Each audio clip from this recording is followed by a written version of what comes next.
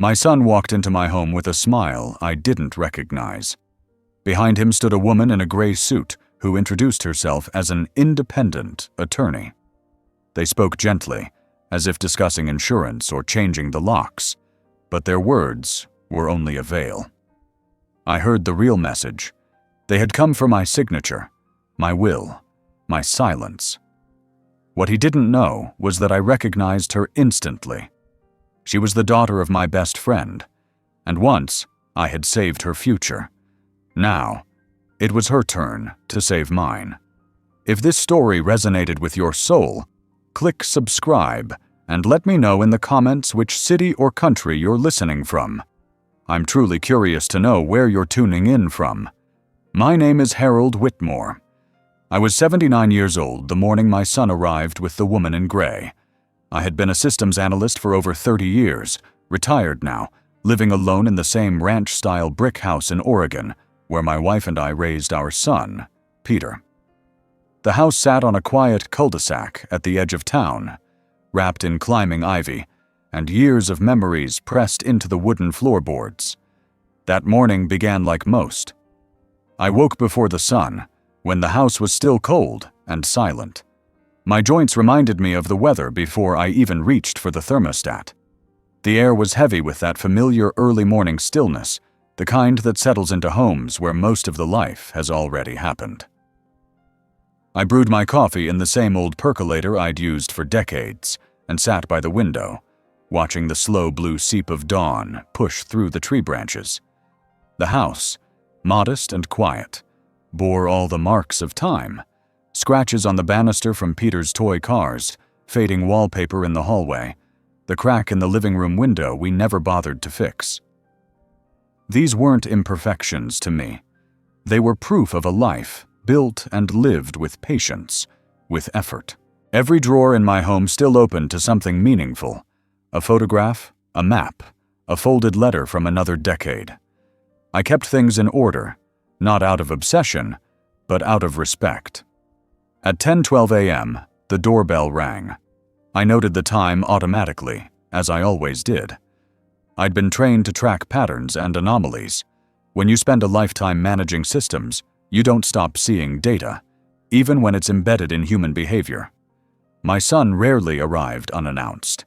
He liked phone calls, schedules, text messages. This visit was not scheduled.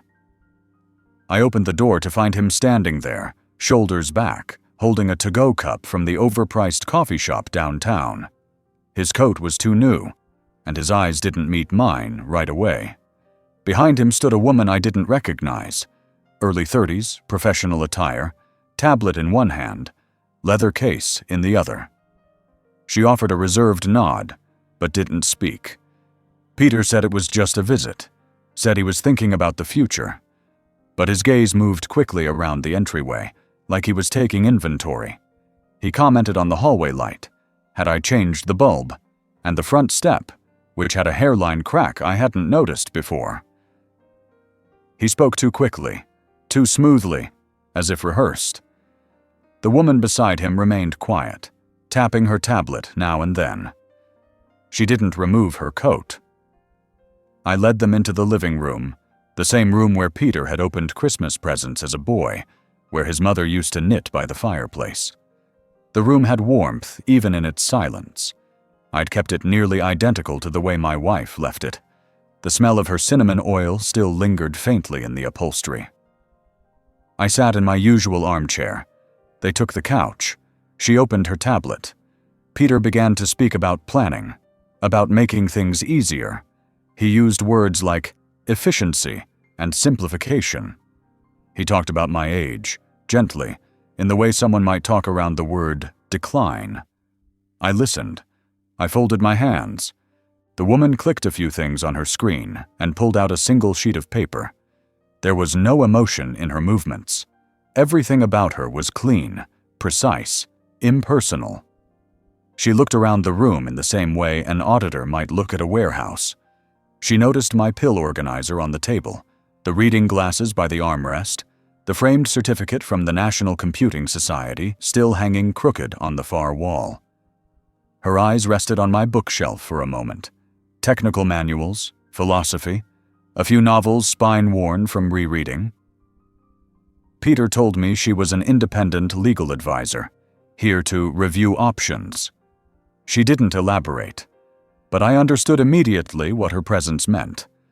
This wasn't about help or support. It was about control. My son was laying the first brick of a path that led toward the quiet exile they call guardianship. I watched the woman's hands, steady, confident, young. Her nails were unpainted, short, practical. Her eyes were dark and unreadable. She never asked me how I was doing. She never asked about the house. She asked instead if I had a current will, if I had established powers of attorney, if I had considered asset transitions. She used the term diminishing capacity. It hung in the air like fog. Peter winced slightly, but didn't correct her. That was the moment I realized he had come not as a son, but as an heir. This was not about love. This was about paperwork. I let them talk. I gave short answers, polite nods. I let them assume things. I let them believe I was slow, confused, worn down by age and solitude. The woman asked for copies of old documents, for review. Peter encouraged me to sign a preliminary consent form to share my financial information. I said I would think about it. As they spoke, I studied the woman's face. There was something familiar in the way her brow furrowed when she reviewed the page in front of her, in the small scar above her right eyebrow, barely visible beneath the powder. A memory flickered, uninvited. A little girl at a funeral, clutching a man's hand in the rain. Her name had been Lauren. Her father was Michael Doyle, my best friend for over 20 years. It struck me like a heartbeat skipped. That scar, those eyes. It was her. Michael had died young. Cancer, slow and brutal. I had stood with her at the burial. I had helped her mother navigate the endless sea of bureaucracy that came with the loss. I had paid for Lauren's college, quietly, through a foundation account I set up in Michael's name. She never knew who arranged it. I never told her. It was a promise kept between men who had shared secrets, wars, and codes. And now, all these years later, she sat on my couch, trying to quietly erase me. Not out of cruelty, I knew, but out of distance. She didn't recognize me. I had become another old man in a file, just a name on a legal sheet. But I recognized her. I saw past the jacket and the title. I saw the little girl who once cried into her hands on the steps of a church in Salem. I knew her rhythm, her gaze, her silence. I knew she wouldn't go through with it if I reminded her of who I was. But I didn't. Not yet. I watched my son finish his coffee, still smiling with that shallow confidence that only people who think they are in control can carry.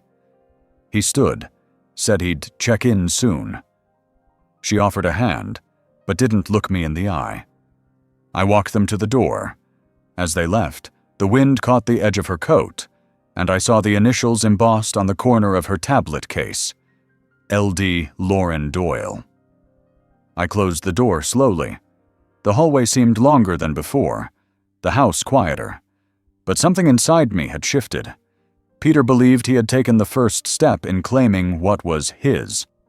He believed I would bend with age, with loneliness, with fear. But he didn't know the systems I'd built. He didn't know the redundancies. He didn't know the favors long repaid and the debts quietly held. And he certainly didn't know who he had brought into my house that morning. The game had begun, and I, Harold Whitmore, systems man to the end, had already mapped out the opening move. The days that followed took on a strange rhythm, as if someone else were setting the tempo of my life. My son began to visit more often than usual, not with the spontaneity of a caring child, but with the rigid structure of a man keeping a checklist. He brought groceries I hadn't asked for, arranged cleaning supplies I didn't use, and commented on details that had never bothered him before. He stood in the doorway, longer than necessary, eyes darting to my shoes by the bench, the state of the kitchen counters, the unopened mail. He asked about things I had already told him. Then he asked again the next day. He had never been particularly attentive in the past. The sudden concern struck me as hollow, like a man rehearsing the role of a son instead of living it. He began bringing me meals from a local meal prep service, labeling them with sticky notes, highlighting expiration dates, urging me to follow a schedule I hadn't agreed to. My own cooking supplies were pushed to the back of the pantry. He claimed it was to make things easier. He used that word often, easier, as if aging were an inconvenience that required streamlining, not understanding. He started managing my calendar. It began subtly. A reminder here, a suggestion there. Soon he was booking appointments, flu shots, dental cleanings, consultations with specialists I'd never heard of. He left paperwork on the table, always half-signed, as if waiting for the ink of my name to finalize his script. He stopped asking if I wanted these things. He assumed. What disturbed me most was the performance of it all. When he was around, he smiled too much, too widely. His voice softened in a way that felt practiced. When I caught him alone, staring into the mirror above the fireplace or checking his phone too long in the kitchen, the mask slipped. There was something else there. Anticipation, perhaps, or calculation. He began organizing my belongings without permission. My papers were restacked, my books alphabetized, my old tools rearranged in the shed. He made comments about the volume of my records, the redundancy of my notebooks, the supposed chaos of my filing system. I let him talk. I didn't interrupt, but I noticed everything. He brought a digital assistant device one day, something that responded to voice commands, said it would help me stay connected. I left it unplugged. The blinking light in the corner of the box reminded me of surveillance more than assistance. I placed it in the hall closet next to a box of tangled Christmas lights and unopened picture frames. One afternoon, he arrived with a framed photograph of himself, his wife, and their daughter, my granddaughter. He placed it on my desk without asking. It was a carefully staged portrait, professionally lit, everyone smiling without sincerity. I didn't remove it. I didn't need to. It didn't belong there, and both of us knew it. He started mentioning my memory more often. Harmless jokes at first, tossed like breadcrumbs. "You're still sharp as ever, huh?" Followed by a too long pause. "We talked about this yesterday, remember? When I questioned a detail I'd never agreed to." "You've told me that story before," said with a smile that didn't reach his eyes. It wasn't just commentary. It was groundwork. I responded in kind. I made small mistakes on purpose. I pretended to forget the day of the week. I asked him to remind me of things I'd already written down. I exaggerated the tremor in my left hand. I knew how systems worked. I knew how people created narratives. I gave him just enough data to believe his theory was correct. I made myself predictable. To him. The woman in gray returned once. Lauren Doyle, though I hadn't said her name aloud. She arrived with a packet of documents and a firm, professional demeanor. Her eyes scanned the room again, but there was a hesitation now, a flicker of recognition not yet fully formed. She didn't stay long. I offered her tea, which she declined. She handed me the papers with a quiet, "For your consideration," and left before Peter could arrive. I studied the documents after she was gone. They were standard in language, but steeped in intention. Drafts of revised powers of attorney, trust adjustments, medical proxies. The language was clean. The subtext was not. That night, I retrieved a box from the attic. Inside were things I hadn't touched in years. My original will, notarized and stored in a fireproof sleeve. Old letters from colleagues. Handwritten journals documenting the last 10 years of my life in exacting detail. I reviewed each one, verifying that my handwriting remained steady, my thoughts coherent, my timelines accurate. I wasn't slipping. I wasn't fading. I was being framed by proximity and pretense. I made copies of the documents. I returned the originals to their envelope and replaced the box in the attic. I kept the copies in a locked drawer in my office, behind the false back I'd built into the cabinet when Peter was a teenager, and snooping through drawers for holiday secrets. Some skills never leave you. The house itself had changed, not in form, but in feeling. I sensed an intrusion in every room, as if my presence had become temporary, as if I were expected to pack at any moment. Objects had been moved subtly, books reshelved, mugs placed in the wrong cabinets, notes missing from the refrigerator. Nothing blatant, nothing I could accuse, just enough to create unease, enough to make me question my own certainty. At night, I walked the house in silence, lights off, letting my hands trace the walls I had painted, the corners I had patched. The memories here were mine, not his. I remembered reading bedtime stories in the hallway, setting up model trains in the living room, watching my wife hum to herself while cooking at the stove. The house remembered too. But memory, as I was learning, meant little in the face of legal maneuvering. I watched Peter with growing detachment. His visits had the sheen of care, but none of the substance. He praised my resilience, then quietly suggested I consider reducing my responsibilities. He laughed when I mentioned the garden, then suggested hiring someone to maintain it. He made offhanded comments about the burden of home ownership for a man approaching 80.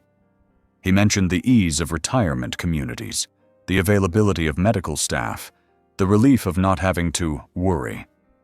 I let him speak. I let him build his illusion. He wanted me to feel grateful. He wanted me to believe I was being rescued. What he didn't understand was that I had already been through real emergencies, real collapses. I had weathered financial crises, buried my wife, helped others through loss and dementia, and worse. His gentle coo didn't scare me. It insulted me. I began writing again, not memoirs or letters, but logs, precise, dated entries of every conversation, every document, every inconsistency. I kept them in a plain notebook that looked like any other on my shelf. I wrote in pencil to avoid ink bleed. I made annotations in code, just as Michael and I had done years ago when tracking system vulnerabilities in financial servers. My life had become data again, clean, measurable, and impossible to fake. And still I waited. Let the idol bloom. Let the mask stay on. Let the actors believe in their script. I knew how long false systems could run before collapsing. I knew where the cracks would appear, and I knew which domino to tap when the time came. It happened on a Tuesday, late morning. The sun was coming in through the side window of the kitchen in strips, falling across the countertop in quiet patterns, warming the old tile floor beneath my feet. I was finishing my second cup of coffee, the same kind I'd been drinking for over 40 years. Black, strong, familiar. I had just watered the ferns in the back and was sorting through a stack of mail when I saw the folder. It hadn't been there the day before. A thin, polished portfolio, charcoal gray, the kind executives carry into boardrooms or depositions. It was resting neatly on the end of the kitchen table, like it had simply grown out of the wood overnight. At first, I thought Peter had forgotten something. Then I noticed the note clipped to the front. It was a brief summary, bullet points, action items, words like streamline, restructure, protect, and consolidate. There was no greeting, no sentiment. It was the kind of language I used to see in mergers, terms built to sanitize control, to make something surgical out of something deeply personal. I opened the folder. Inside was a drafted document titled Voluntary Delegation of Financial Authority. It was formal and meticulous. The wording was careful. It suggested that I, Harold Whitmore in sound mind and body, was seeking to alleviate the burdens of financial management by temporarily delegating full authority over personal, real, and investment assets to my son, Peter Whitmore. There was an attached addendum proposing a restructuring of estate planning, shifting oversight to Peter in anticipation of future logistical demands. There was a space for my signature at the bottom, dated. Witness line, blank. I sat down, slowly. The weight in my chest wasn't anger. Not yet. It was something more disorienting. A quiet rupture. Betrayal doesn't always arrive with shouting or slamming doors. Sometimes, it wears your child's handwriting. I stared at the page. I had read thousands of documents like it in my career. Proposals, acquisitions, legal frameworks. But this one was different. This wasn't business. This was legacy. This was the narrative of my life, rewritten without me. Reduced to line items, assets, and anticipated decline. I went through the rest of the folder.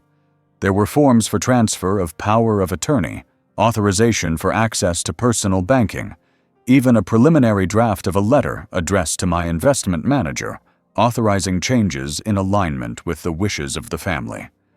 Not my wishes, theirs. The letter hadn't been signed, not yet, but someone had written the first line. I leaned back in the chair. The kitchen clock ticked loud against the silence. I had no proof Peter had written these documents himself, but the timing, the tone, the presence of Lauren Doyle, it all aligned too neatly. I was being maneuvered, slowly, politely, professionally. He hadn't even had the courage to ask me directly. He had chosen paperwork over conversation, and somehow, that made it worse. I set the folder aside and walked to the front of the house. Everything was in place.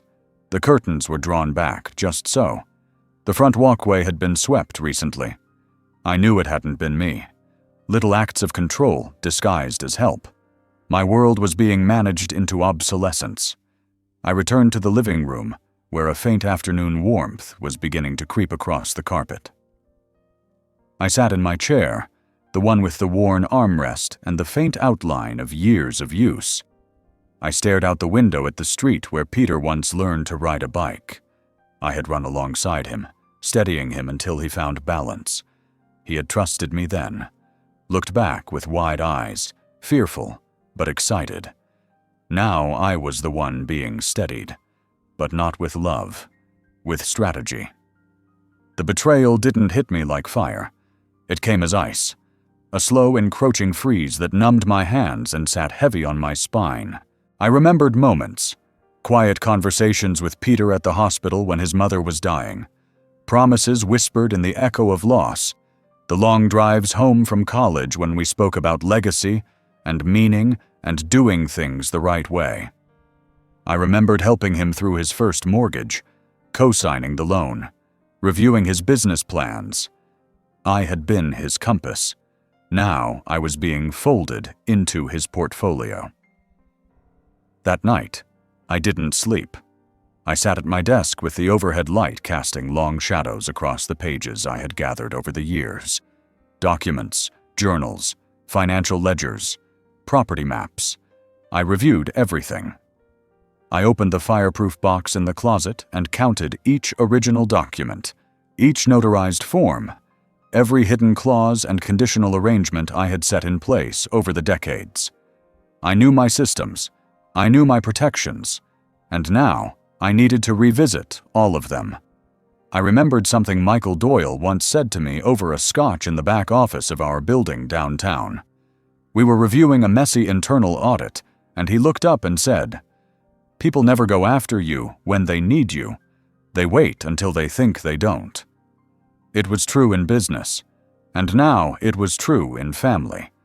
Peter thought he didn't need me anymore, thought I was ready to hand over the keys to everything I'd built, thought age meant surrender.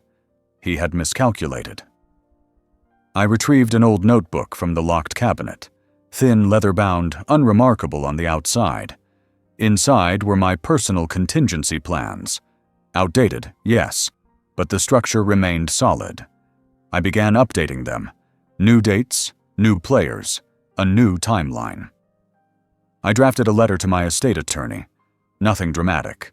just a request for an in-person meeting to discuss legacy concerns. I made a list of points to review. I added Lauren Doyle's name to the list, underlined twice. I would confirm her involvement. I would learn her motivation. I spent the rest of the night combing through Peter's behavior over the past year. The things he asked about, the things he didn't, the visits that had increased in frequency without clear reason, the odd timing of certain financial inquiries. I mapped them all out. Connections began to form. Patterns emerged. By morning, I had a plan. I made myself oatmeal, folded the laundry, read the newspaper. When Peter arrived that afternoon with another meal container and a new set of forms, this time a digital tablet for easier signing, I thanked him. I nodded. I played the role. He smiled like he had already won, but I was already building the response. Quietly. Precisely. I had spent a lifetime learning how systems collapse. They don't fail all at once. They fail at their weakest points. And now I knew where his were. The house was still when I began my work. That kind of stillness that settles not just in the rooms, but under the skin. I could hear the occasional tick of the wall clock in the hallway, the low hum of the refrigerator, the weight of the silence pressing against the windows. I moved carefully, deliberately, as if trying not to disturb something sleeping under the floorboards. But it wasn't sleep I feared. It was the presence of something old, something I hadn't touched in years. I started in the study, the room where I used to read engineering journals and quarterly reports, the room where my wife once kept her sewing machine before illness took her hands from the thread. The light through the blinds painted horizontal shadows across the carpet, and the dust floated lazily in the air, golden and slow. I opened the bottom drawer of the filing cabinet, the one with the false bottom. I had built it myself decades ago, back when I still trusted Peter with toy trains, but not with secrets. I slid my fingers under the metal ridge and lifted the panel.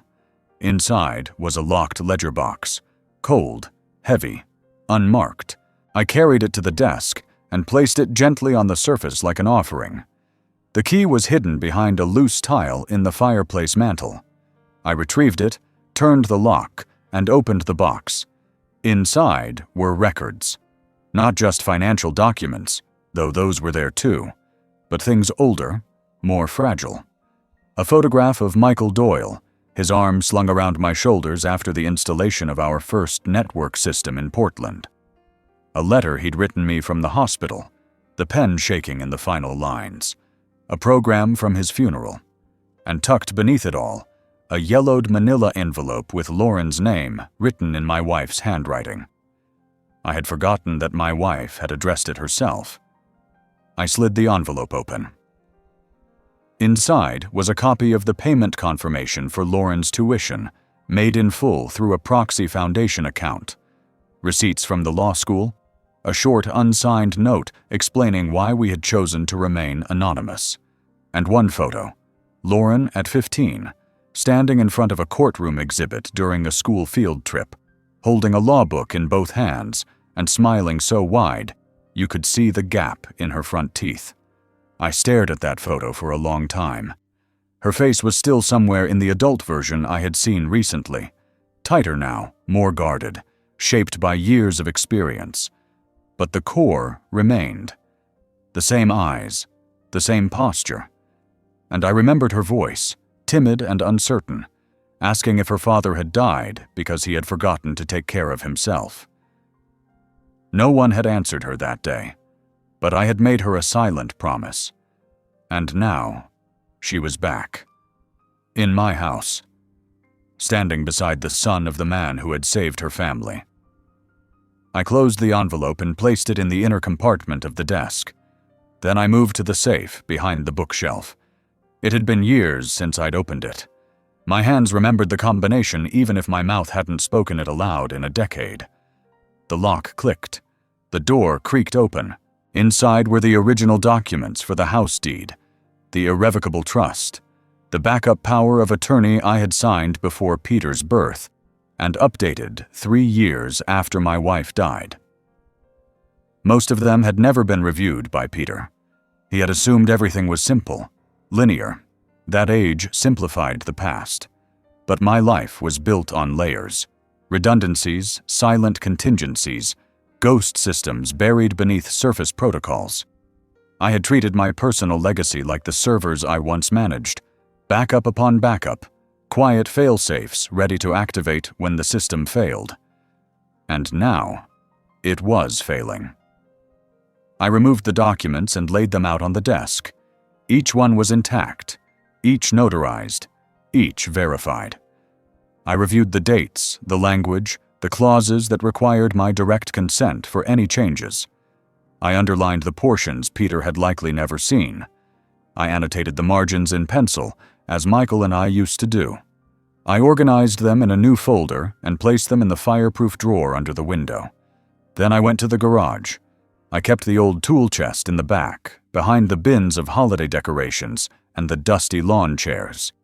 I pulled it open and retrieved a small black box, a mobile drive I had stored my personal logs on, encrypted and offline.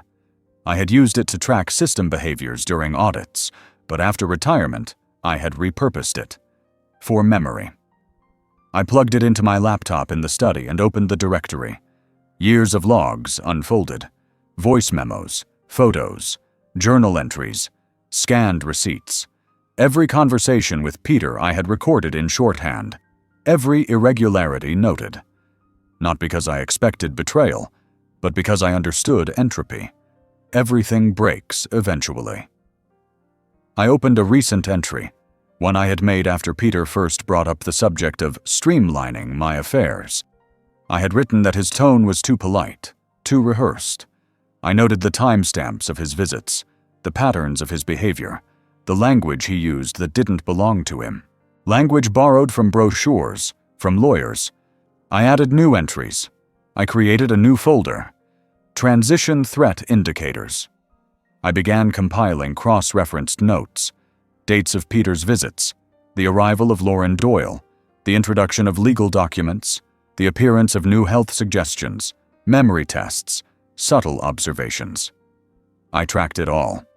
Each piece of data was a drop in the bucket.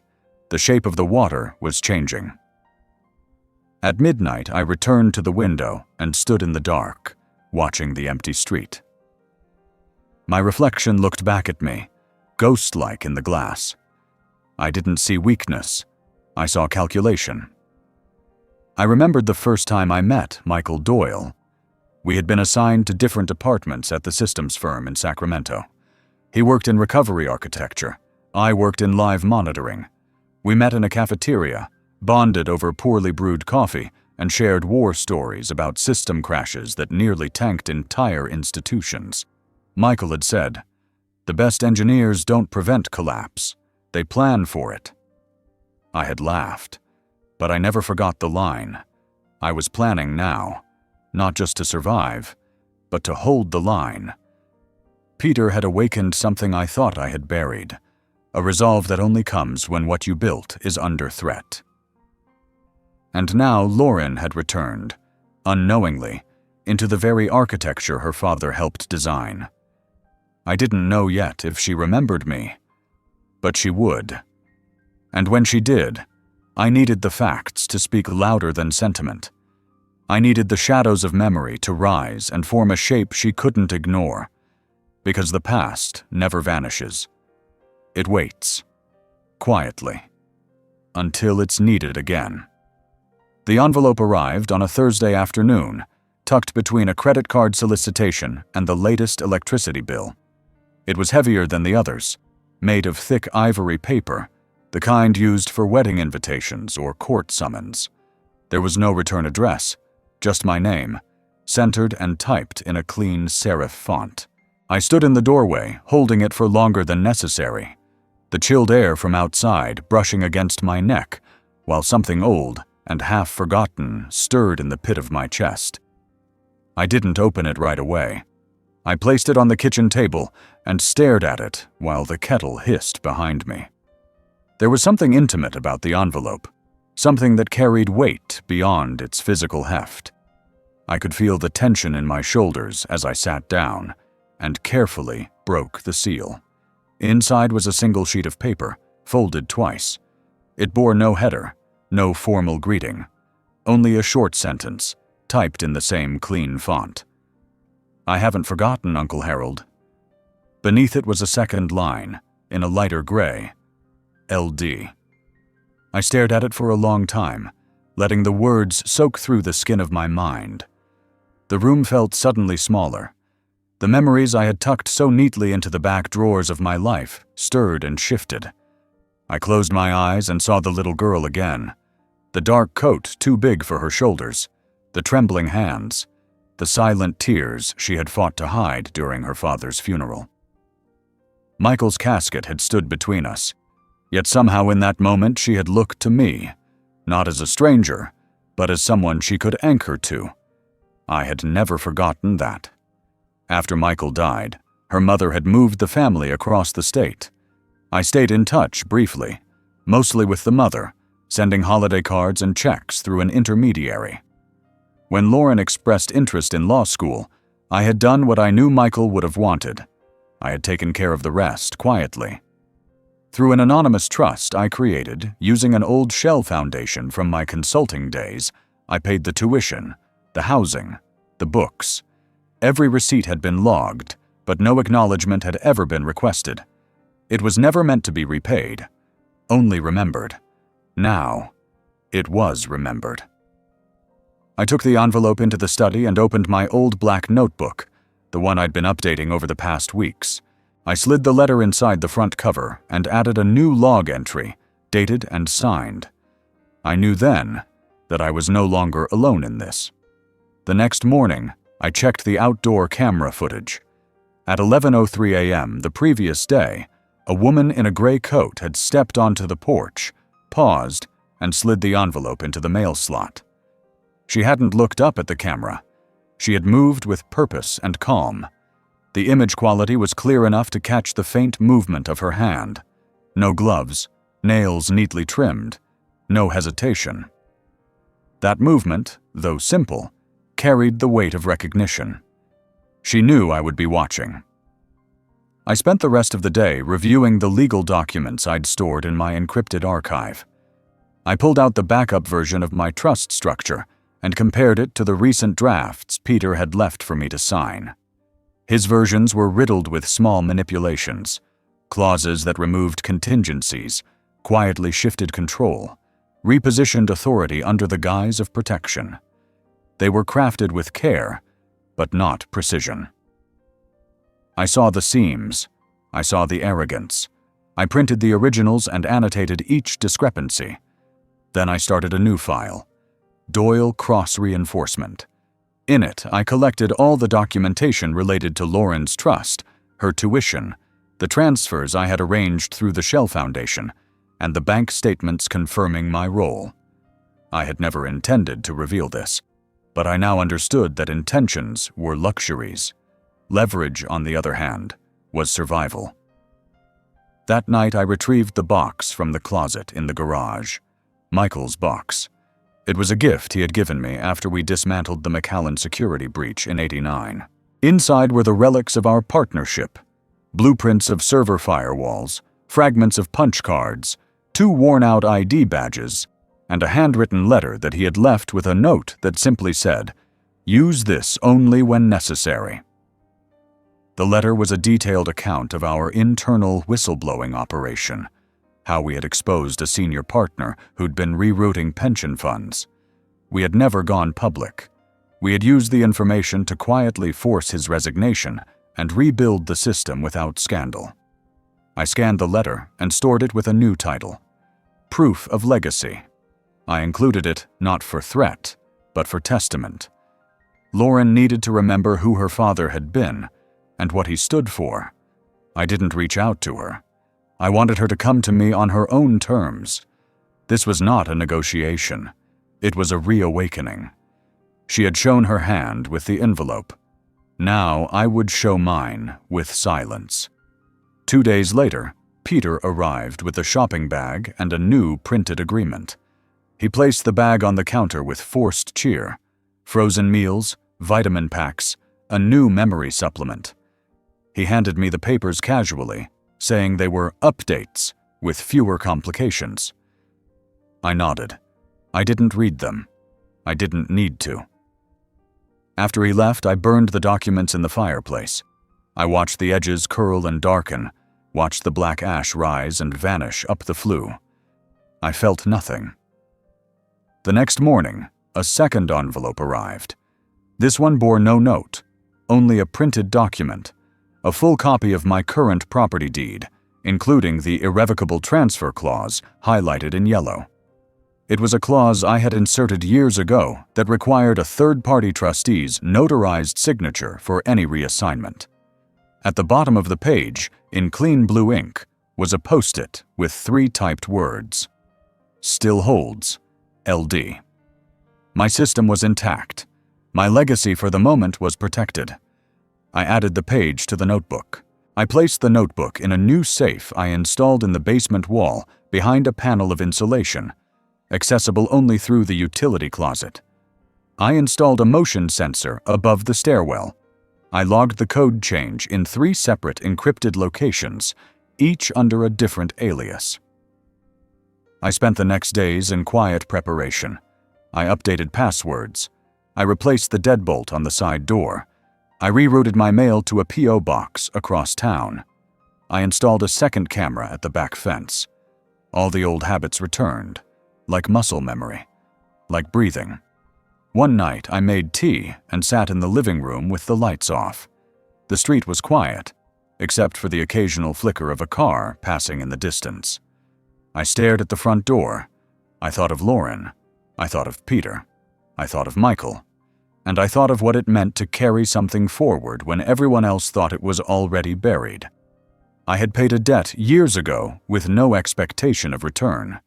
But the past had a long reach, and now it had handed something back, not out of obligation, but out of memory.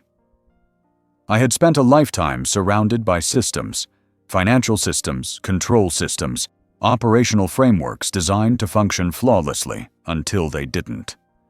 That was the danger of elegant design. When it failed quietly. You never heard the crack in the foundation until the ceilings sagged above your head. Now I was living inside one. Not a computer network or a corporate hierarchy, but a slow, soft deception, engineered with a son's hand and a stranger's legal language. It was happening around me, beneath me, sometimes inside the very sentences spoken with false affection and too frequent smiles. Peter was refining his methods. He no longer brought up guardianship outright. Instead, he offered preemptive solutions to problems I hadn't voiced. He adjusted the thermostat remotely, citing his concern for my comfort. He transferred my pharmacy orders to a service that delivered directly to the house, ensuring I didn't worry about trips to the store. He arranged to have the yard maintained by a landscaping crew who never knocked or waved.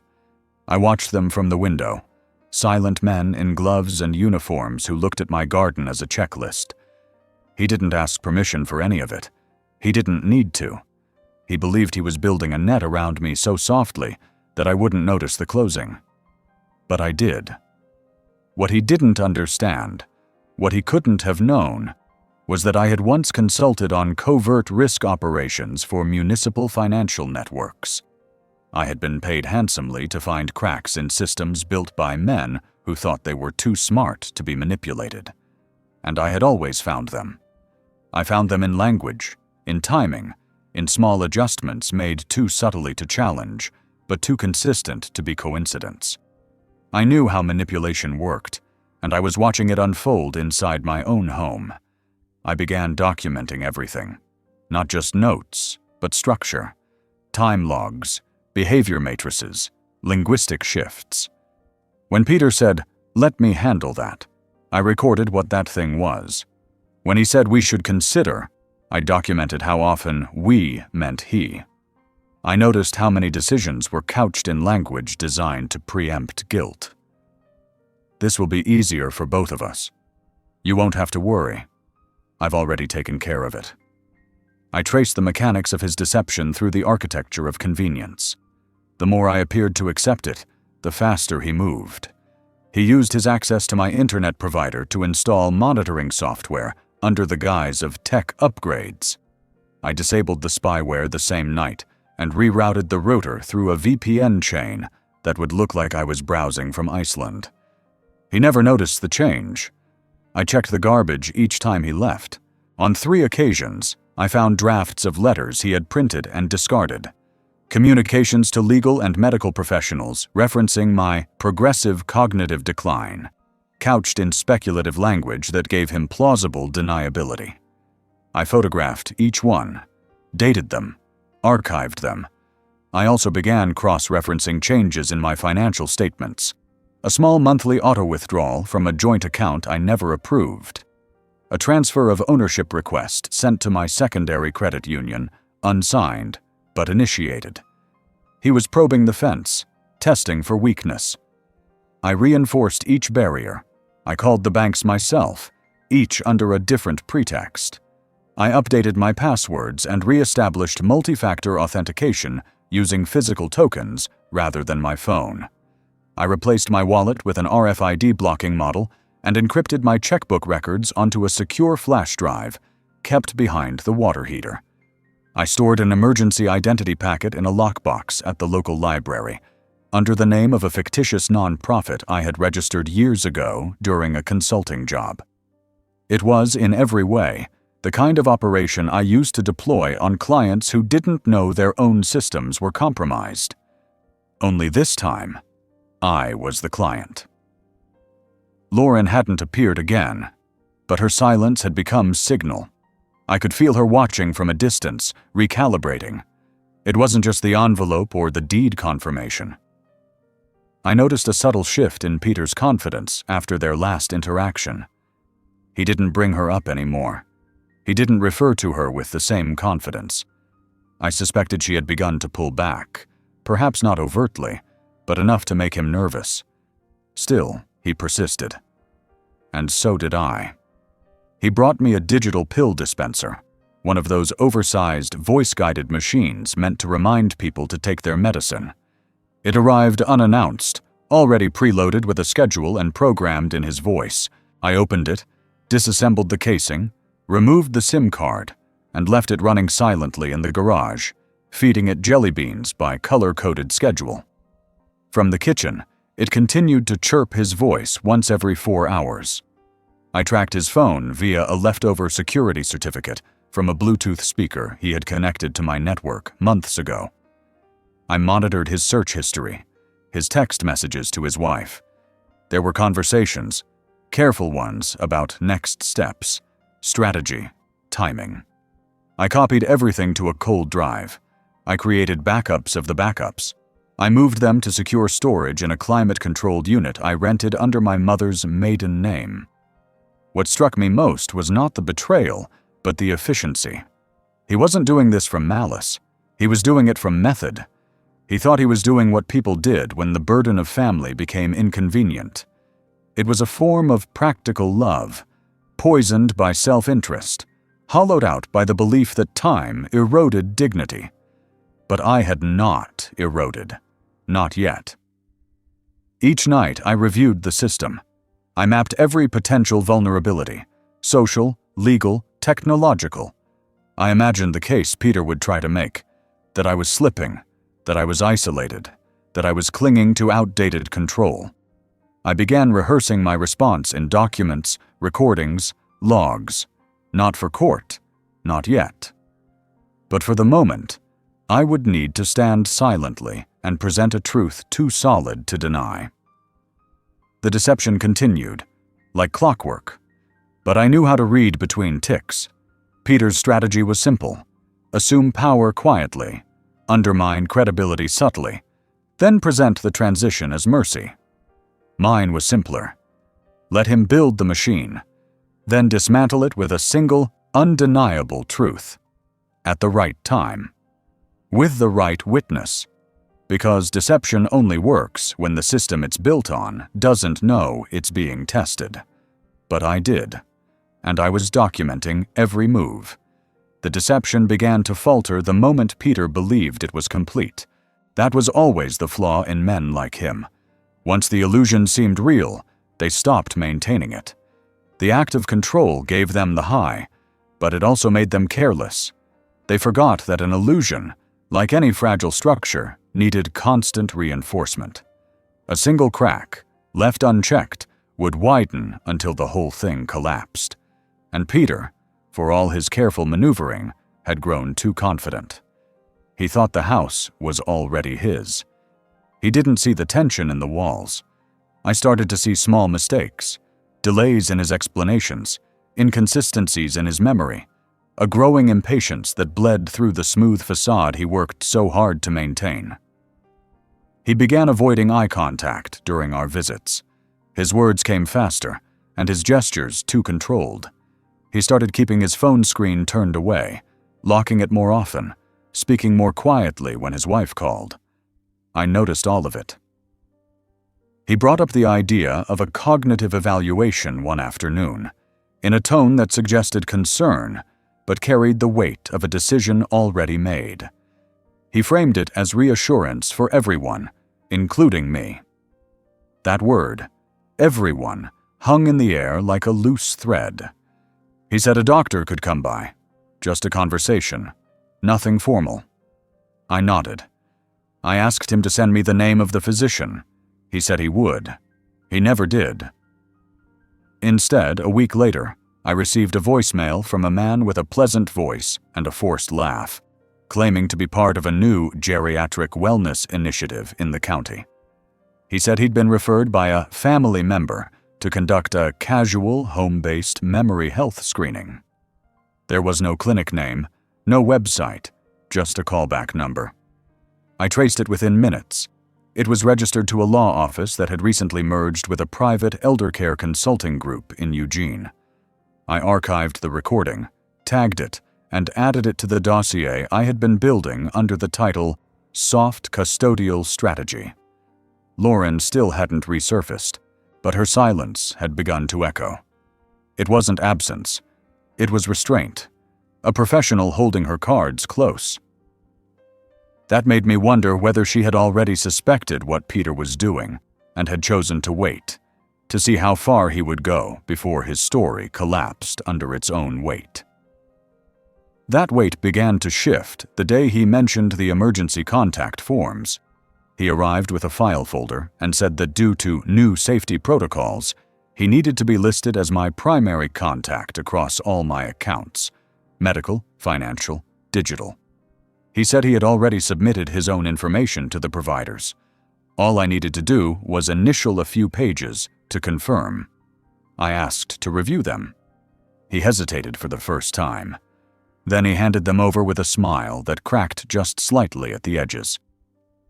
I took the documents to the study and scanned each page into my local system. As expected, they were not simply emergency contact updates. Hidden within the language were clauses: delegation of authority, permission for access to encrypted data, healthcare power of attorney. It was a slow, deliberate drain of my autonomy, masked as concern. If I had signed, it would have given him everything. Quietly. Legally. I shredded the originals and wrote a brief note stating that I required time to consult with my attorney. I left it in the folder, sealed, and placed it on the dining table. The next day, it disappeared. Peter never asked about it again. He began showing signs of stress. He tapped his fingers more during conversations, glanced around the room when I asked him simple questions. His visits grew shorter. He often said he had meetings he couldn't miss, or that the baby had a new schedule. But it wasn't time that pulled him away. It was fear.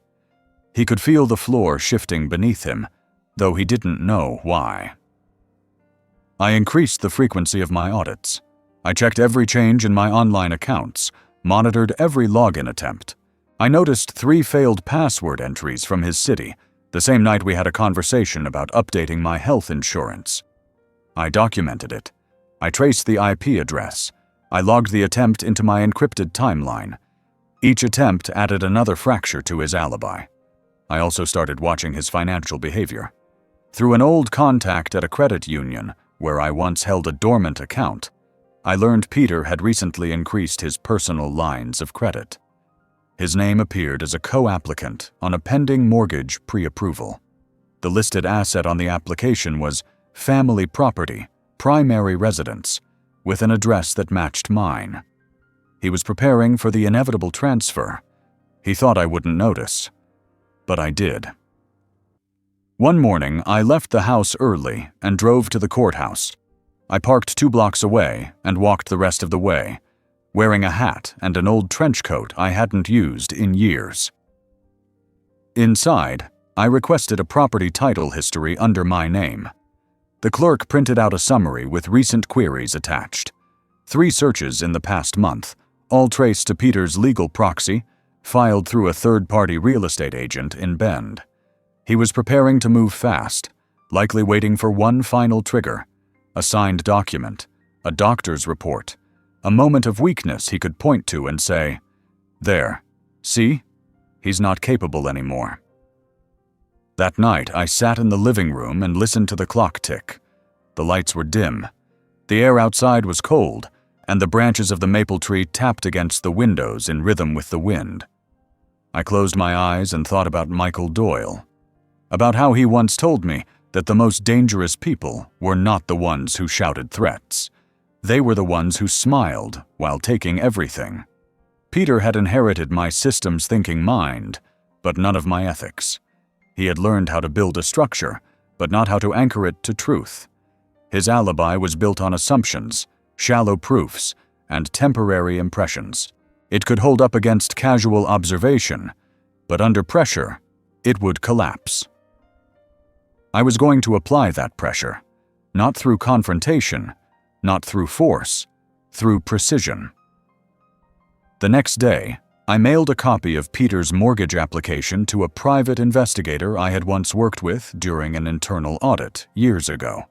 A discreet man, clean, untraceable. I asked him for verification, timelines, cross-references. I would not accuse Peter of fraud until I could dismantle every lie brick by brick. And I would. Because alibis, no matter how carefully crafted, always break under the weight of the truth, especially when they're built on the wrong man's house. It was time. There's a particular stillness that comes before a necessary confrontation, a quiet, not of peace, but of precision. That morning, the air outside was heavy with fog. The trees stood motionless, their leaves damp with silence. I moved through the house the way I had always moved through problem resolution in the old corporate days, unhurried, focused, with a checklist in my head, and no room for second thoughts. I had rehearsed this moment not in words, but in systems, in safeguards, in paper trails and timed disclosures. I didn't know what Peter expected to happen, but I knew what was about to. I dressed deliberately, navy wool slacks, pressed, a dark button-down shirt, the same brown leather belt I wore when I signed the final merger before retirement. No cologne, no jewelry. I shaved slowly, polished my shoes. The house was silent, but humming, almost aware. I paused at the hall mirror and looked myself in the eye, not searching for doubt, just taking inventory. I still recognized the man staring back. He looked older, yes, but not diminished, only sharpened, weathered by purpose. The folder sat on my desk, a simple navy blue binder, clean, without label. Inside, documents printed on thick stock, each page numbered and signed. Originals, notarized, some over a decade old. Tucked into the inner flap was the final piece, a single handwritten note, folded once. I closed the folder carefully, slipped it into my old leather briefcase, and zipped it closed. Peter arrived just after 10, as I'd asked. He knocked twice and entered without waiting. He was dressed well, casual blazer, pressed jeans, designer watch. He carried a cup of expensive coffee and a new tablet in a leather sleeve. The smile on his face was the same one I had watched evolve over the past year. Rehearsed, measured, deliberately warm. It no longer worked on me. I led him into the study. Sunlight poured through the window, casting bars of gold across the desk. I gestured for him to sit. He did, adjusting his posture like someone preparing to make a pitch. I let him begin. He started by thanking me for being open to the conversation. He acknowledged how hard transitions can be. He spoke in that careful, therapeutic tone he'd adopted in recent months, language designed to keep people calm while their freedoms were being quietly packed into boxes. He opened his tablet, tapped through a few screens, and turned it toward me. There it was again. The same draft of the revised trust agreement, the adjusted power of attorney, the property consolidation notice.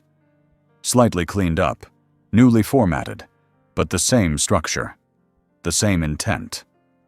He slid the tablet across the desk as if he were offering me a menu. I didn't touch it.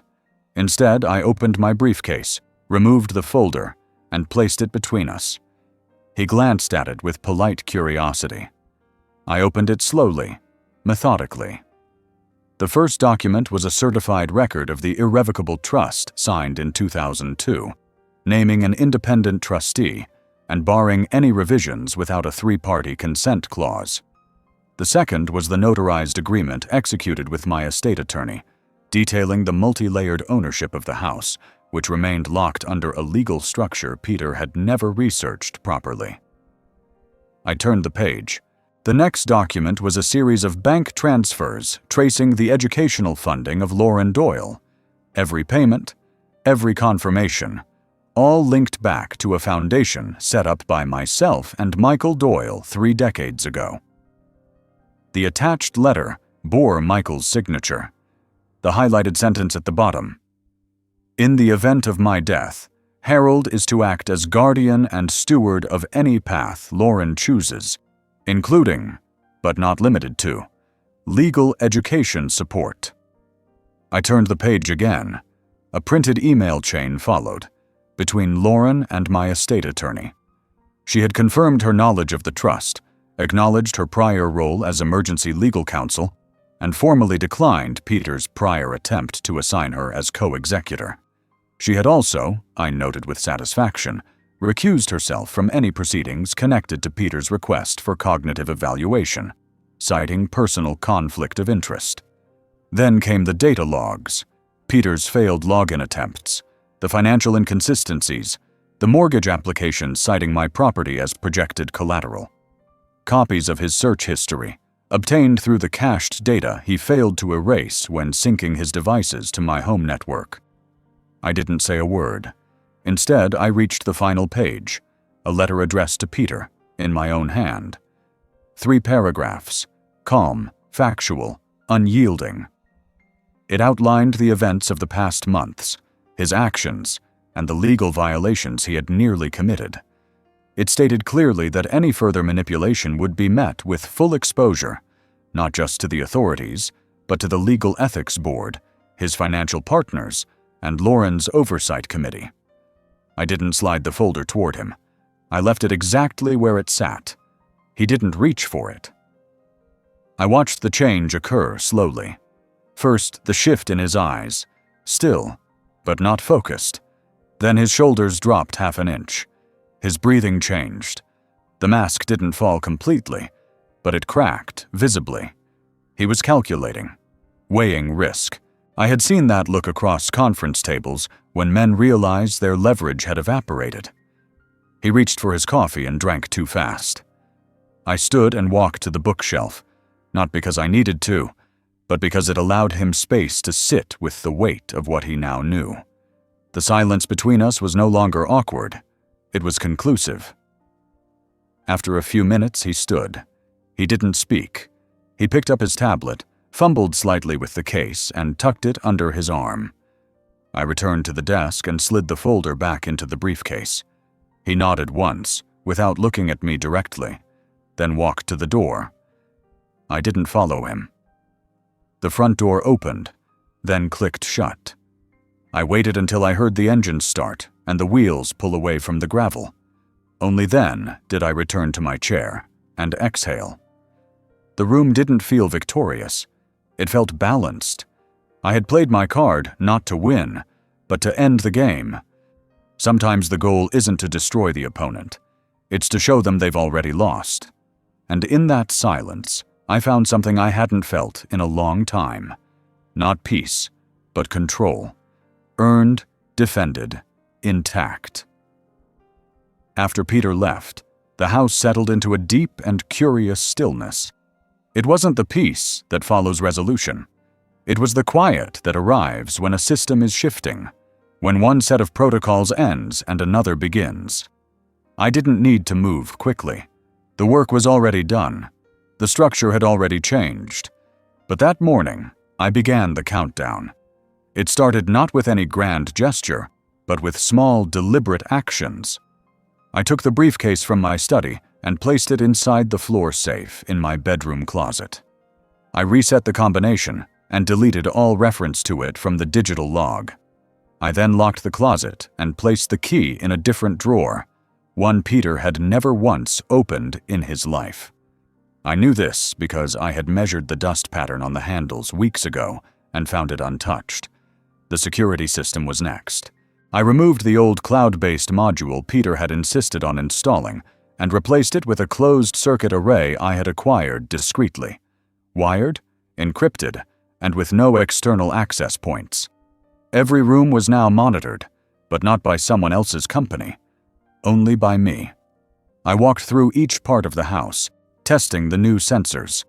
I made minor adjustments, tightening a hinge, repositioning a camera angle, taping a tiny piece of felt over the lens of a smoke detector that Peter had installed in my bedroom. I had always suspected it wasn't just a smoke detector. I disassembled it. Inside was a small camera, hidden beneath the outer plate. It was live. I cut the power, removed the card, and placed it in a static-free bag alongside the rest of the data I had gathered. The bag went into a fireproof envelope labeled "Do Not Destroy." I added it to my legal files with an inventory sheet. Then I sat down and began composing the statement. Not a letter to Peter. There would be no more direct correspondence. This was for the people who might eventually need it. My lawyer, Lauren, the bank officer at the credit union, the real estate trust manager.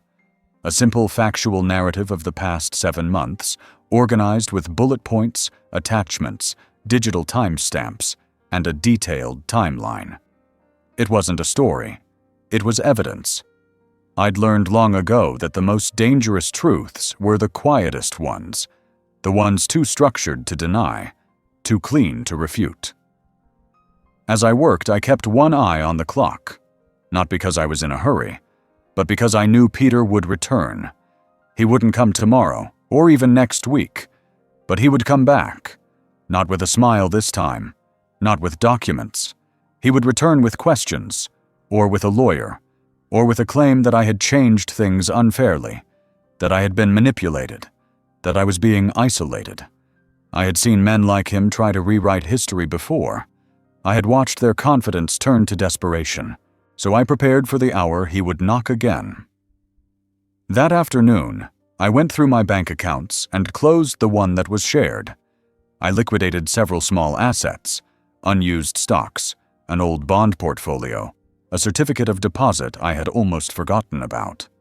The funds were transferred into 3 separate trusts, all managed by fiduciaries with no family connection, bound by clauses that could not be reversed or contested without a medical ruling of incompetence, confirmed by 2 independent physicians. Peter wouldn't get those signatures. I also prepared the home, not for defense, but for finality. I updated the deed to reflect a protective covenant. I had done it once years ago as a test run. Now I did it with full legal force. The house could not be sold or refinanced without my express consent, verified by biometric signature and in-person authentication. If I died, the covenant passed to the nonprofit foundation named after my wife. Peter wasn't listed anywhere. That night, I sat in the living room with the lights low, holding a glass of water that I never drank. The clock on the wall ticked in rhythm with the new silence that lived in the house now. I thought about what it meant to outlive usefulness in the eyes of one's own blood. Peter didn't see me as a man anymore.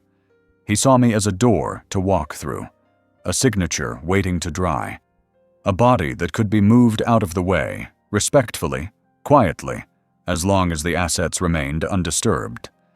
But I was still here, and now he knew that too. The next day, I received a message, not from Peter, but from his wife. A polite email, carefully written, feigning concern.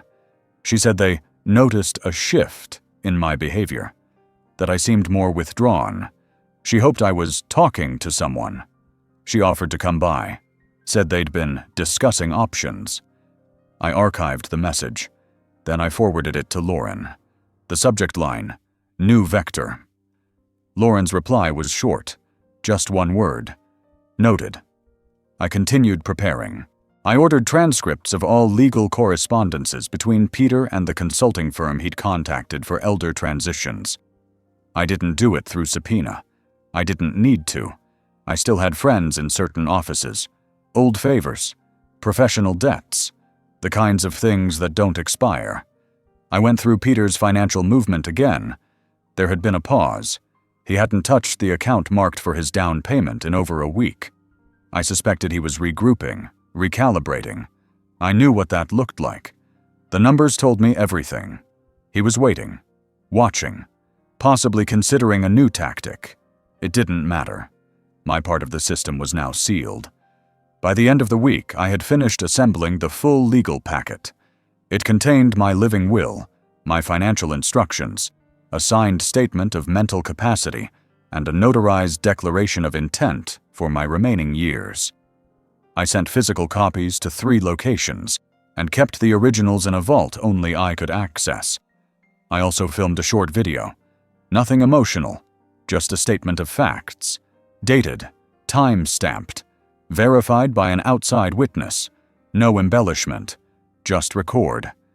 I didn't do any of it for vengeance. I didn't even do it for pride. I did it because I knew what was coming. And now, so did the clock. There was a point, in any system's failure, where structure ceased to serve function and instead became burden. I had seen it in institutions, in cities, in people. You build something strong enough to hold your weight, then keep building until it collapses under itself. What began as a foundation becomes a trap, and the only way out is a bridge, not of wires or steel, of paper. That week, I built mine. I began with my journals, not the encrypted ones, not the legal filings or timelines or recorded evidence. The other journals, the ones kept in handwritten notebooks over the years, scattered memories, quiet entries, moments marked not for litigation, but for legacy. I had stored them in an old filing box under the basement stairs, labeled MISC to keep prying eyes away. Inside were 15 books, most half-filled, some barely touched, others dense with careful script and small drawings in the margins.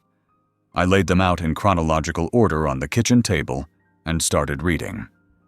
It wasn't nostalgia I was after. It was continuity. If they ever tried to prove I had lost myself, these pages would prove otherwise. They showed patterns of thought, insight, observation, names, dates, calculations, dreams I had written down in the middle of the night, arguments I had reconstructed word for word. Nothing erratic, nothing paranoid, just a life recorded with discipline. Not because I feared forgetting, but because I feared being erased. I selected 10 entries from each journal and transcribed them into a typed document. I included cross-references to events now backed by legal records. For each significant change in my health, in my routine, in Peter's behavior, there was an entry to match it.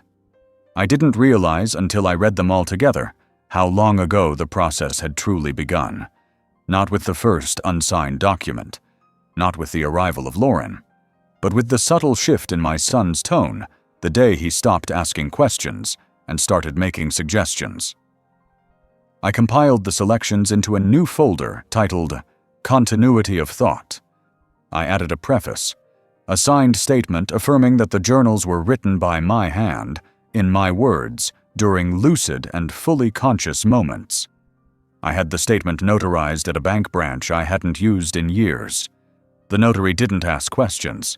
She just stamped and signed, then wished me well with a warmth that felt unfamiliar.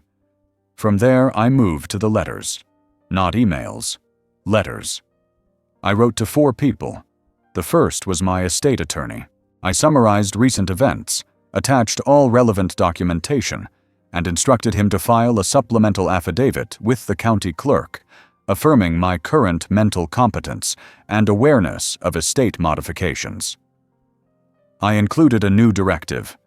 In the event of a legal challenge, he was to initiate a forensic audit of any communication between Peter and all third-party institutions regarding my finances.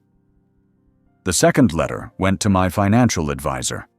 I had worked with him for over 15 years, and though we rarely met in person anymore, we had established a mutual understanding based on results and transparency. I updated him on the trust structure, requested a shift to more conservative holdings, and asked him to flag any contact from Peter or anyone acting in his name. I used specific language, code phrases we had developed years ago during a restructuring job for a client being targeted by his own board. He would understand. The third letter went to Lauren. Hers was different. I kept it brief. I thanked her for her silence, for her restraint. I told her I had never expected anything in return for the help I gave her all those years ago, but that her presence in this situation had been a form of repayment I hadn't anticipated. I did not appeal to emotion. I did not invoke her father.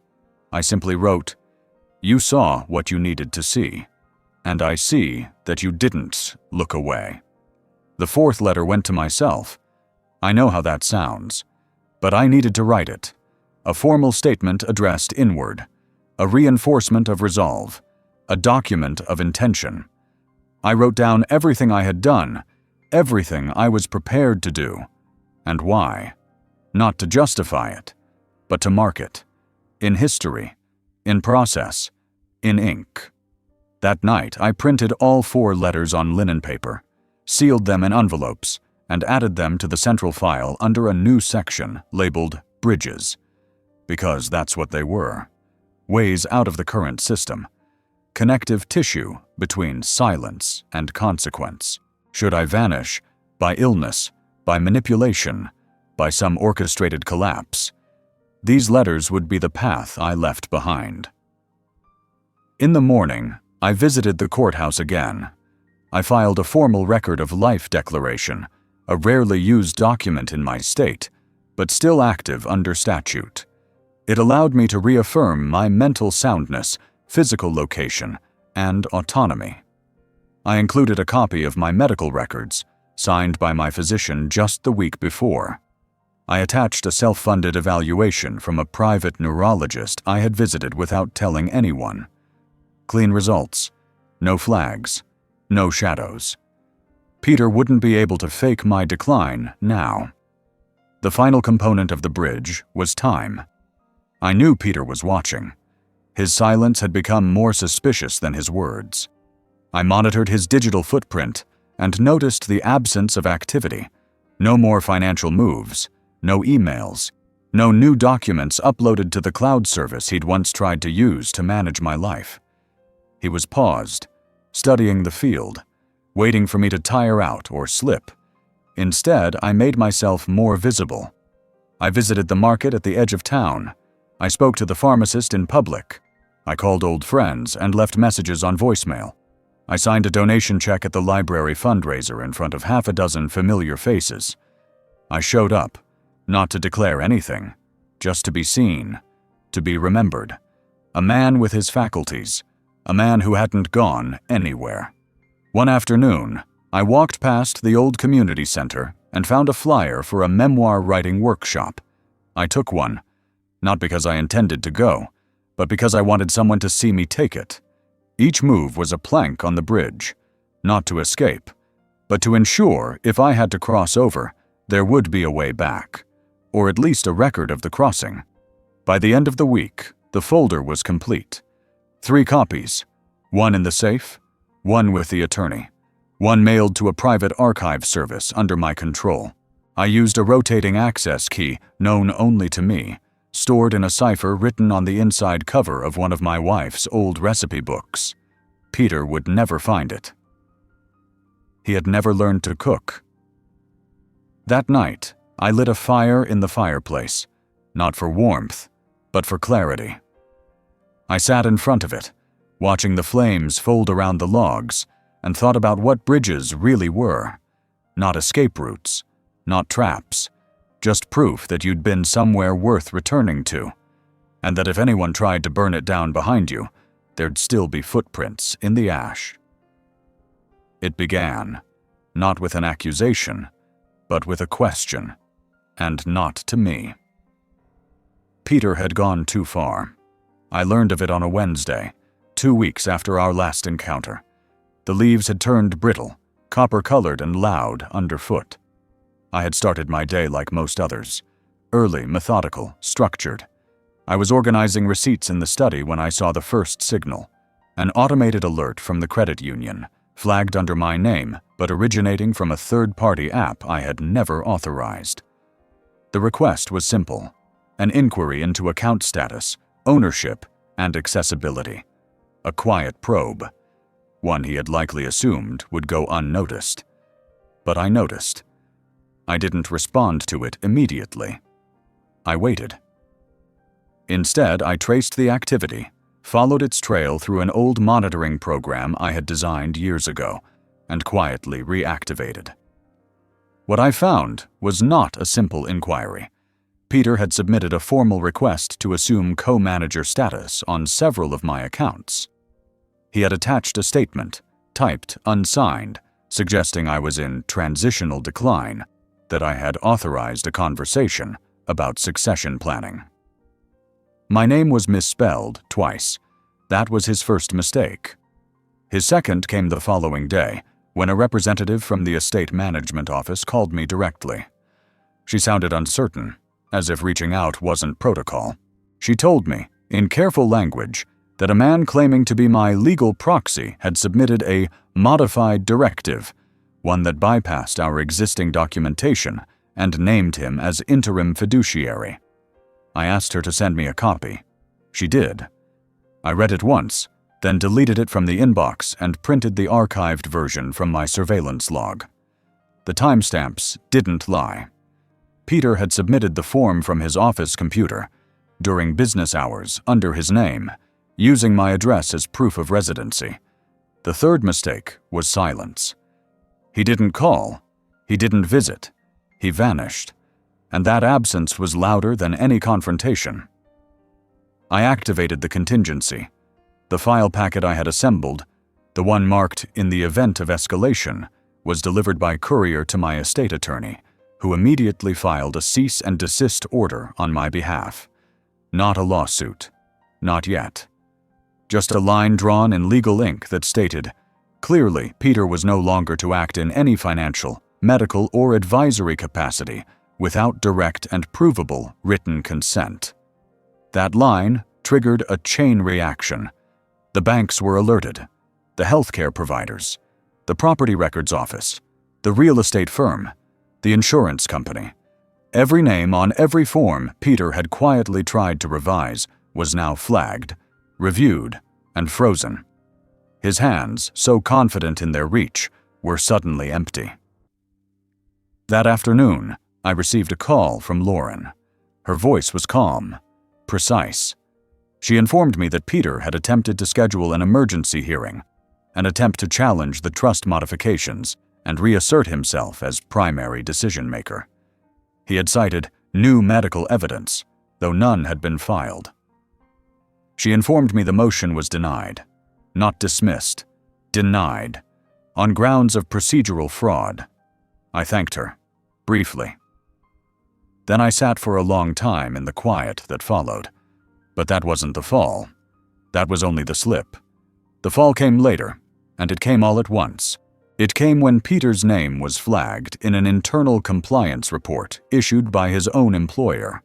Apparently, he had used corporate resources to generate several of the documents he submitted to banks and advisory groups on my behalf, including the draft power of attorney, including the letter to the credit union, including the health summary allegedly written by a retired physician in Florida, who, upon verification, had been dead for 3 years. The audit exposed more than negligence. It revealed intent. Lauren forwarded me the report, 17 pages, 3 executive signatures. Attached to it was a formal letter requesting Peter's resignation, citing breach of fiduciary trust and internal ethics violations. It wasn't public. Not yet. But it would be. And just like that, the image he had built, the polished son, the responsible heir, the man with a plan, collapsed. He had underestimated the system. He had underestimated the safeguards. Most of all, he had underestimated me. That evening, I sat on the back porch. The sun was low, slicing through the bare branches and landing in pale gold stripes across the old wood. I held a small transistor radio in my lap, the kind my wife once used when gardening. I tuned it to a classical station. Soft cello notes filled the dusk. Inside, the house remained untouched. The same chairs, the same clock, the same silence that had always been there, only now it held shape. It wasn't waiting anymore. It was holding something. I thought about Peter, not with hatred, not even with sadness, just clarity. He had built his case on assumptions, that I was weak, that I was too old to fight back, that the years had taken something from me they hadn't, that I wouldn't know how to respond. But I had responded, not with volume, not with force, with records, with timing, with patience. And now he was falling, not just from my trust, but from the illusion he had built around himself. He would feel the consequences in layers, first professionally, then personally, then inevitably, internally. And I would not be there to catch him, because sometimes a fall is necessary, not for punishment, but for truth. After the fall, there was no celebration, no applause, no dramatic declarations, no vindication playing through the walls. Just quiet. Real, unshakable quiet. The kind that doesn't settle over a house but sinks into it. The kind that doesn't wait to be broken. The days blurred, not because I lost track of them, but because they stopped carrying new tension. My routines remained intact. Coffee before sunrise, a slow walk through the yard, sorting the mail by habit more than purpose. The threats had retreated. The intrusion was gone. And still, the void remained. Peter didn't call. No email, no message, not even through his wife. The silence from his end wasn't surrender. It was exile. The boundary I had drawn, legal, moral, personal, had held. And in its holding, it had pushed him out of the frame completely. The house, once a place he visited with pretense and performance, was now inaccessible. Not because of locks or alarms, because of consequence. I found myself moving slower, but not with fatigue, with consideration. Every drawer I opened, every document I reviewed, carried a new kind of weight. There was no longer a need to defend the archive, but it didn't make the archive lighter. It made it lonely. Every precaution I had taken had proven necessary. Every layer of protection, every cold morning spent indexing records, every call made under controlled conditions. It had all mattered. And now that it was over, I wasn't sure what to do with the stillness left behind. In the past, I had always followed one project with another. At work, it was how I stayed sharp. A contract ended, a system was secured, a team was replaced or promoted, and I moved on to the next task without waiting for reflection to catch up. But there was no next task now. Not professionally, not personally. Just this space I had carved out, this fortress that no longer needed defending. I began organizing the study, not for protection, for clarity. I opened the cabinets, pulled out the decades of files, manuals, ledgers, and transcripts. Some of it was outdated. Some I couldn't remember the reason for keeping. I sorted it into piles, labeled folders, scanned certain pieces and discarded others. Each evening I burned the excess in the backyard pit, watching the pages curl and disintegrate, the smoke rising silently into the dark sky. The physical act of reducing was steadying, but it didn't fill the void, it just moved it around. One morning I came across an old photograph of Peter when he was 9. He was standing beside me in the driveway, holding a wrench, beaming, his face smeared with grease from the engine we'd taken apart together. That day he had asked more questions than I could answer, about torque, combustion, gears, everything.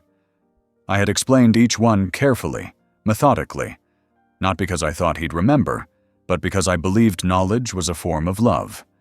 Now, looking at that photo, I saw only the distance. The boy in the picture was gone, replaced by someone I didn't recognize, someone who had studied my language only to weaponize it, someone who had turned learning into strategy, inheritance into leverage, and time into ammunition. I placed the photo in a small wooden box and closed the lid. The garden had gone dormant. The roses had dropped their heads weeks ago. The leaves along the back fence were brittle, half-eaten by insects, their veins visible in the afternoon light. I walked the edge of the property each morning, not checking for breaches anymore, just observing the slow retreat of summer into silence. The ground was still soft in places, but it carried no promise of bloom, only memory.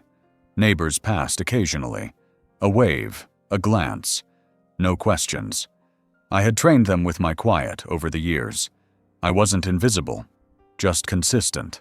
At night, the dreams returned, not of Peter, not even of my wife, of places, rooms, corridors of old offices, windows that looked out over cities I hadn't visited in decades. Sometimes I was walking through server rooms, the hum of machines in my ears. Sometimes I was in a boardroom, flipping through empty pages. Sometimes I was sitting in a chair, facing a door that never opened. I kept a notebook beside the bed to record them. I told myself it was for continuity, in case I ever needed to recall a detail. But I knew it was because the mind, when starved of motion, begins to replay its own architecture. It loops, it reconstructs, it searches for entry points. I wondered if Peter dreamed of me. I wondered if he rehearsed arguments now, justifications for what he did, ways he might have spun it differently, made it palatable, made it look like care.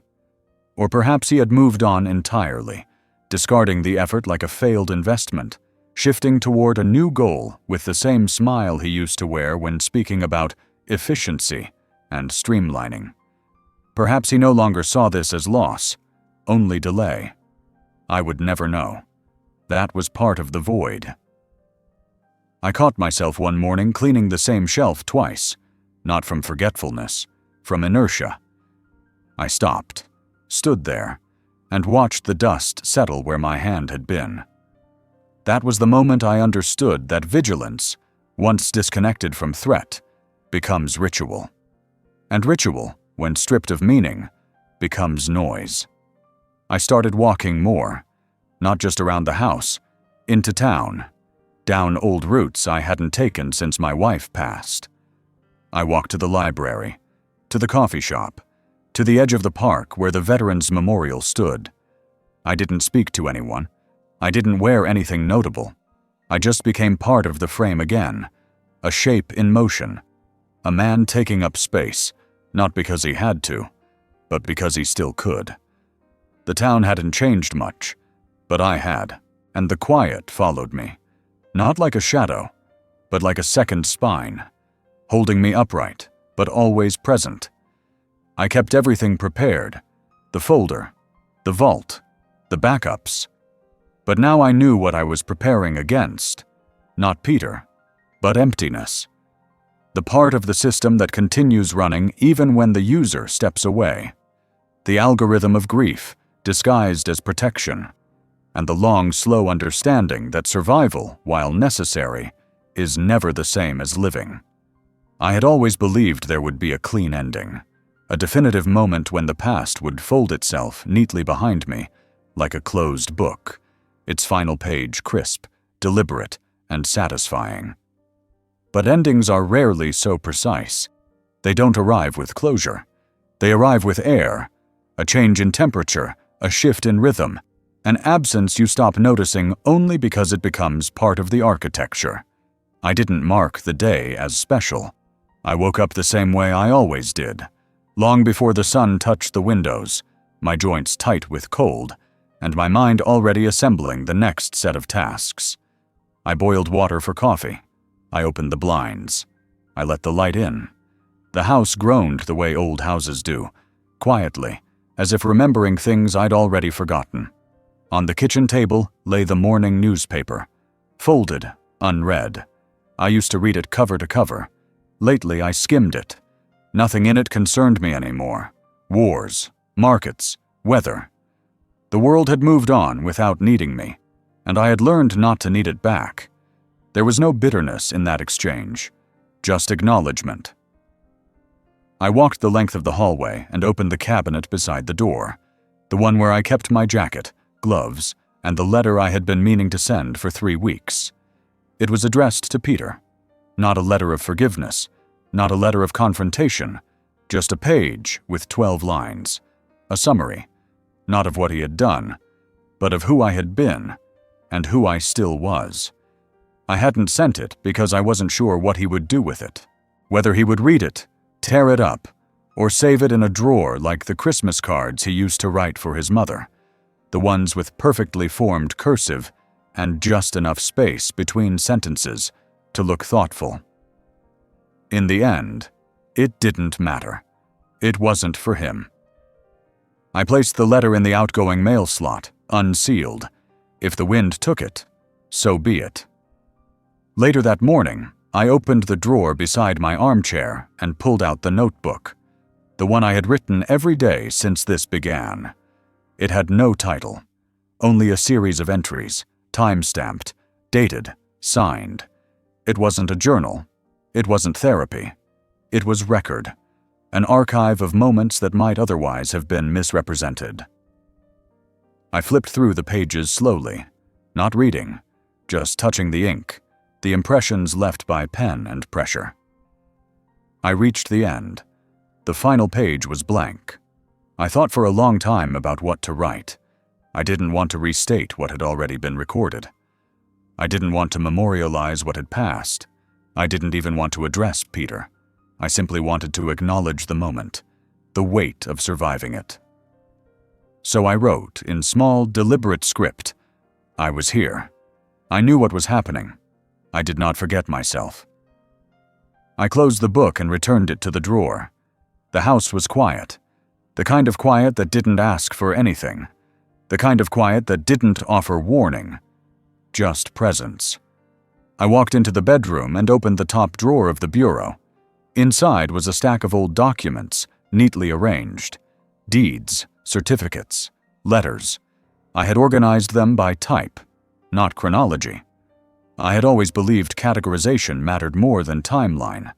I moved them slightly, aligning the edges, adjusting their weight. They were ready. In the backyard, the wind had picked up. The branches moved like slow dancers. I watched them for a long while from the porch. There had been a time when the garden was filled with color, yellows, purples, reds, curated with care by hands I no longer held. Now the earth had returned to stillness. It didn't mourn. It just adapted. I sat on the bench where we once used to drink tea. The wood was weathered now, gray and splintering, but it still held. I traced the carvings on the armrest. A small heart, a set of initials, mine and hers, faint but intact. I stayed out there until the air turned sharp. Then I went back inside, washed my hands, and brewed another cup of coffee. The evening passed slowly. I didn't turn on the television. I didn't check the phone. I didn't reread the file. Instead, I walked into the study one last time. I opened the bottom drawer of the desk and retrieved the envelope marked Final. Inside was a checklist: names, numbers, a key, instructions. I reviewed them one last time. Nothing more to add. Nothing left to remove. I placed the envelope on the center of the desk, beside the clock. Then I turned off the lights and stood for a moment in the darkened room. Everything was in order. In the hallway, the light from the porch cast a long shadow across the floor. I stepped through it slowly, like crossing a river I had built myself, plank by plank, word by word. There would be no announcement, no visitors, no catharsis. Just this: the final page, written in silence, left open for the next reader.